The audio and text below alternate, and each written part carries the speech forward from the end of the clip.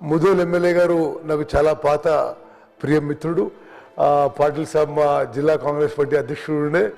మరి వారు అడిగిన విషయము ఈ 50,000 ఎకరాల ప్రాజెక్టు తప్పనిసరిగా మన సెషన్ తర్వాత ఒకసారి కూర్చుందాం. అంటే అది కాళేశ్వరం ప్రాజెక్టులో మీరు ప్యాకేజ్ 28 అని అనుకుంటా, ప్యాకేజ్ 28 50,000 ఎకర్స్ తప్పనిసరిగా మరి దాని ప్రోగ్రెస్ ఏందో ఏం పరిస్థితి ఉందో తప్పనిసరిగా ఈ ప్రభుత్వం committed to complete the project.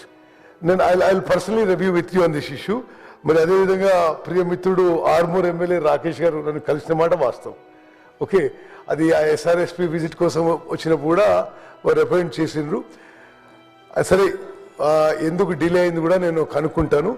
Definitely శాసనసభ సెషన్ అయిపోగానే మరోసారి అధికారులతో కూర్చొని, రాకేష్ గారు అధికారులతో కూర్చొని మీరు 1,500 కోట్ల ఒకసారి 2,000 కోట్ల ఒకసారి సరే లైనింగ్ విషయం అని అన్నట్టుగా నాకు what I observe. So will definitely C irrigation డిపార్ట్మెంట్లో మేము చెప్పేది దానికి అదనంగా కొన్ని ప్రొసీజర్స్ ప్రాసెస్ ఉన్నాయి.